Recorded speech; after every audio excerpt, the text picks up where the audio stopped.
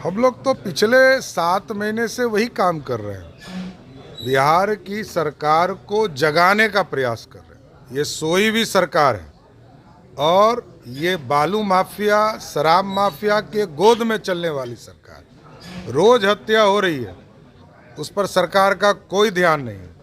अब तो राष्ट्रीय जनता दल के लोग भी उनको पलटू चाचा कहना शुरू कर दिए। सम्राट जी, कल नीति लोगों ने बड़ा स्पष्ट, हमारे आदरणीय गृह मंत्री जी ने बड़ा स्पष्ट तौर पर कहा कि अब नीतीश कुमार जी के लिए भारतीय जनता पार्टी का दरवाजा पूर्ण रूप से बंद है।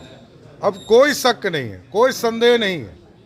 और ये हम लोग भी कह रहे हैं कि अब यदि कोई समझौता हुआ है तो आप तारीख तो बता दो।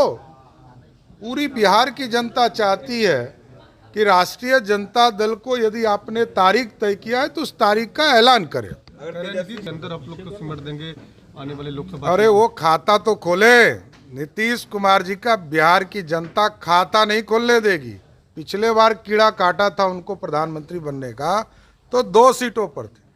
इस बार बिहार की जनता उनको पूरी तरह एक्सपोज कर चुकी है और डिपोज करने की तैयारी में। इस बार नीतीश कुमार जी का खाता नहीं खुलेगा। लालू यादव भी कल जुड़े थे, वीडियो कॉन्फ्रेंसिंग से कहा है उन्होंने कि 24 में बीजेपी को हटाना है, उखाड़ फेंकना है कहीं। नीतीश जी के साथ लालू जी हों या नीतीश जी हों, कोई फर्क नहीं पड़ता। लालू जी के विचारधारा का वोट है, मैं बड़ा क्लियर कहता हूँ। अब नीतीश कुमार जी बिहार की राजनीति से अप्रासंगिक हो चुके हैं, इसलिए अब कोई फर्क नहीं पड़ता है। 70-30 की लड़ाई होगी और हम 40 के 40 सीट जीतेंगे। देखिए, सबसे बड़ी बात है कि जैसे बजट सत्र का शुरुआत हो रहा है, उससे पहले बिहार की स्थिति इतनी चरमरा गई है, लॉ एंड ऑर्डर इतना बिगड़ गया है कि पूरे मुख्यमंत्री के नाक के नीचे अपराध हो रहा है, सरेआम गोलियां चल रही है, आगजनी हो रहा है, पुलिस प्रशासन के महकमे बैठ करके मीटिंग कर रहे हैं, उधर गोलियां चल रही है, जातीय उन्माद फैला हुआ है, जात पूछ करके मारा जाता है, लाठी से इतना पीटा जाता है कि जब तक लोग मर नहीं जाता है और मरने के बाद गोली मार के चेक किया जाता है कि मरा कि नहीं मरा, हॉस्पिटल में लोग आके मर रहे हैं। तो इतना बड़ा उन्माद पूरे राज्य में फैला हुआ है कि इनका प्रतिकार हम लोग करेंगे कि सबसे पहले बिहार में लॉ एंड ऑर्डर को ठीक किया जाए और उसके बाद जो विकास का काम रुका हुआ है, कहीं फंड का उपयोग नहीं हो रहा है, कालाबाजारी हो रहा है, खाद का कालाबाजारी हो रहा है।